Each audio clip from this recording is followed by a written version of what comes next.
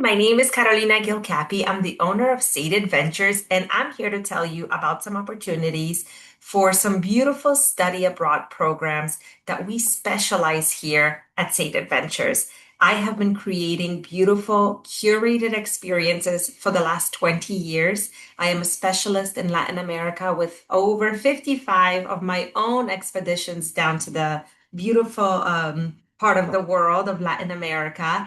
And I have been working with universities, high schools, dance schools, and many other organizations where we have put together some really unique experiences. I'm going to share my screen and just take a few moments of your time to tell you a little bit about Seed Adventures, but also about what we can do for you with a sample itinerary to Peru. So, Seed Adventures Travel, we create everything from scratch. We specialize in 40 countries from Latin America, where about 80% of our travel goes to, but as well to Africa, Southeast Asia, and even a few places in Europe, basically anywhere where people need a little bit of hand holding.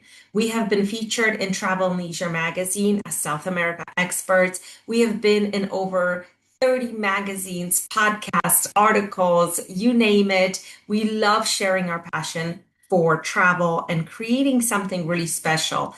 I personally graduated from Johnson and Wales University, where I studied tourism, hospitality, and went on every study abroad there could be.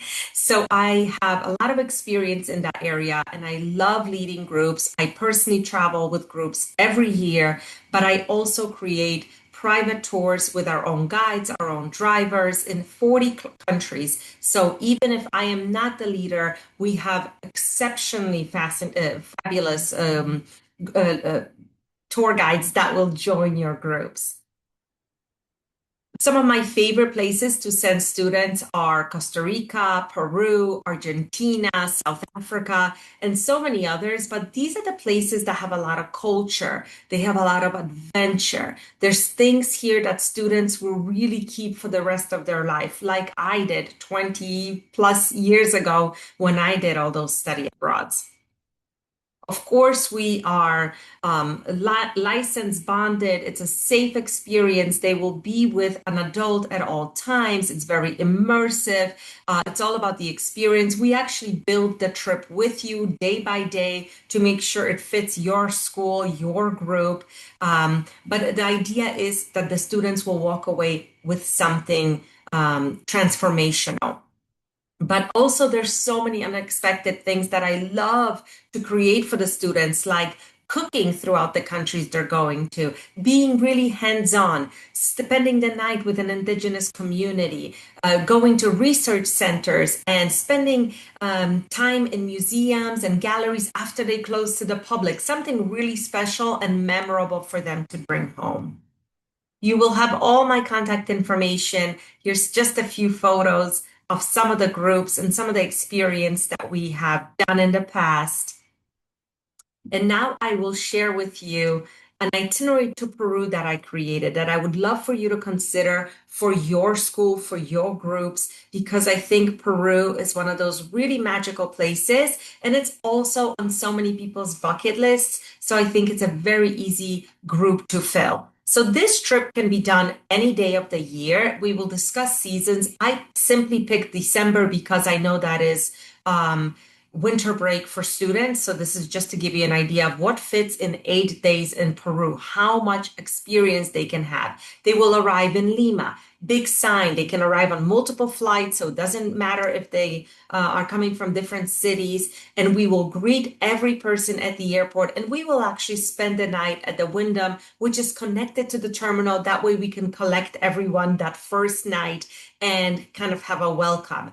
If we have extra days, if we know everyone's arriving on the same flight, perhaps in the morning, then we can go to Lima proper. Then we can do some exploring in Lima. But for this particular trip, I focused on the Inca territory, which is Cusco, Sacred Valley, Machu Picchu, because that is where a lot of really special experiences can be done. And I kept Lima out of the itinerary. Lima is a large metropolitan city. It is fantastic for foodies. It is fantastic for some surfing and shopping, things like that. But particularly for students, it may not be the best place. So I kept it out. So day two, after they wake up at the airport hotel, after breakfast, we will take them right to the airport and we will fly to Cusco. It's a 1 hour flight, and that is the only really flight of our itinerary. The rest will all be done by land with our team. And once they arrive in Cusco, we will pick them up and begin our journey. So Peru has high altitude, it's the Andes. So we always take them to the Sacred Valley. First, it's 2,000 feet lower, so it's much easier on the body. But we're not just acclimating. This is not a relaxing vacation. This is a place to really discover. So we will visit Chincheros, Maras, Morai. These are Inca laboratories. These are working salt mines that the local communities are still working just like the Incas did. And Chinchero is a very colorful market town. So they will get their first experience with the weavers of Sacred Valley, with the colors of Sacred Valley. We will have a beautiful lunch at the Waira plantation. This is where they will get to see Paso horses. There's even opportunities to ride them if we want to kind of discuss that as well. But it is a really special place because the Paso horse is famous here in Peru. So they will get to see a show. They will get to see traditional garb of the valley, not indigenous, but more colonial. So the whole idea is like an onion. We peel all the layers of Peru for the students so they get a good glimpse of how a small country can have so much culture in one. And then we will spend a night in the Sacred Valley at the Aranwa, beautiful 4-star hotel, lots of amenities, great place to rest. This is 4-star, so we can also discuss budgets. If the trip is over budget, we can go down to a 3-star hotel. You let me know, you guide the details of the trip, and I will take care of the behind the scenes of it. I have been traveling to Peru for the last 20 years. I have personally been at least 8 times. I have inspected 100 hotels. I know them all. My guides and my drivers inspect them annually, so we will always find something that fits. So now we're going to go into something really special, and that's the Misminay village. The Misminay village is an indigenous community really high up in the Andes, very remote, and they are really special. They don't even speak Spanish. They speak Quechua, so we have a translator. And so here at State Adventures, we sponsor this village. So every time we send a guest, they will receive funds, but also education on how to use tourism to their advantage and not just have it change their culture. So we're really into educating the communities, letting them be sustainable. And so what we will do here is the village will actually welcome our students for the whole day and night. It's quite an experience. I have been here multiple times, year after year. So the students will harvest food, cook pachamanca with the local ladies under the ground. They will, play with the guinea pigs, which is kind of the pantry and not the pet store.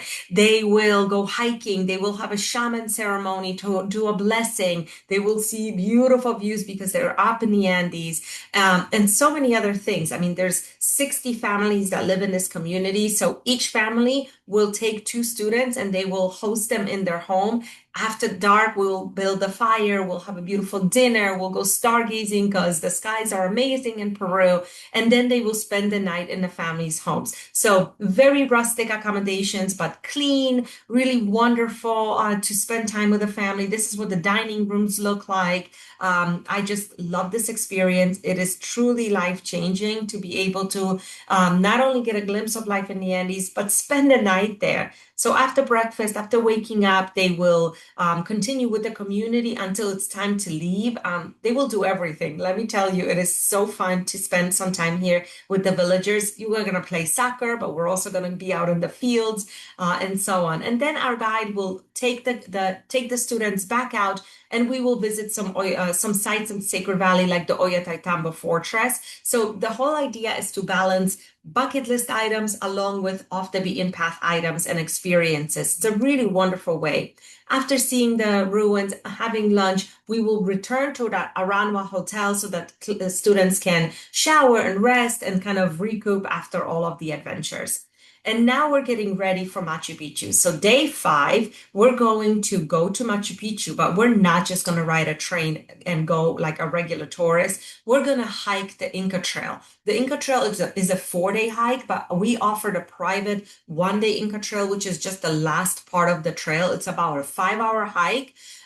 It is really spectacular. Some of the most breathtaking views that I have done in Peru are here on the trail. It is quite strenuous, so we can discuss.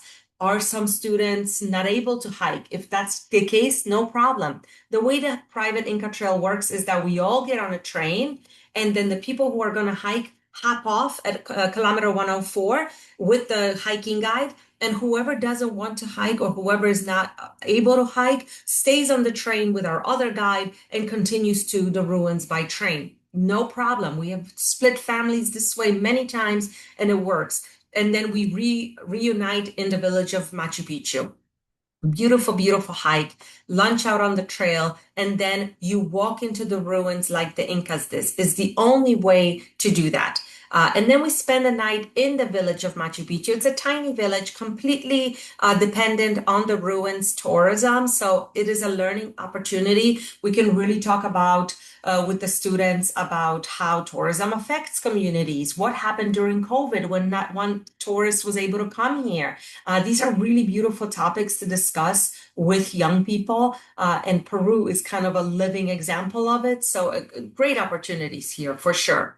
In the morning, we rise again and we go back to Machu Picchu to do a few things. To see sunrise at Machu Picchu, to have a second visit to the ruins for a proper tour. And for those who are hikers, we can hike Huayna Picchu. I will get permits for anyone who is interested to go up here.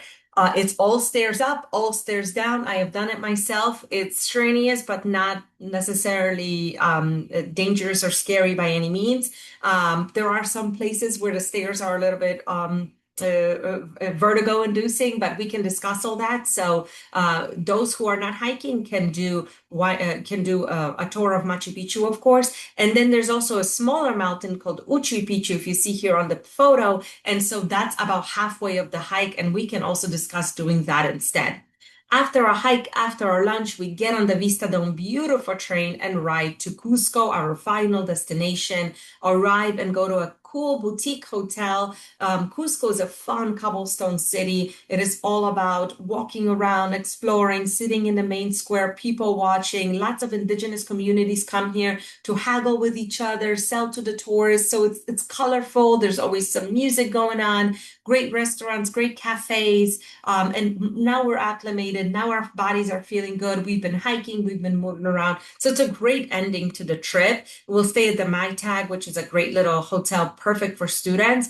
And then the following day, we're going to focus on Cusco. So of course, with State Adventures, we never just do a tour in a bus looking out the window. We're going to go cooking on a rooftop. We're going to go to the market in the morning to see all the hubbub of the city, of all the local people haggling with each other. And we're also going to buy some ingredients so we can cook them. And then we're also going to see Sacsayhuaman, the fortress and temples of Cusco, Coricancha, which is the most important temple in the city. Have plenty of time to, grab a coffee and sit in the main square, of course. And then at night, we will take them to a farewell dinner to say goodbye to Peru properly with some very traditional meals. I will have some really fun opportunities for that farewell dinner. And then day 8, December 19th, or whatever the date is that you have chosen, we will fly to Lima and home. So this also gives us an opportunity for possibly a whole other day in Cusco. A lot of flights home will leave Lima in the evening, which means that we have all day in Cusco to shop, to buy souvenirs, to have another beautiful lunch, maybe another experience, and then fly to Lima and home. That is what 8 days can look like in Peru. I hope I didn't overwhelm you. I love this part of the world. I'm here to answer any of your questions.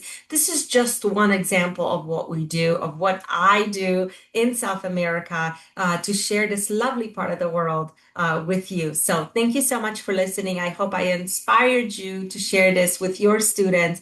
Please reach out and happy travels.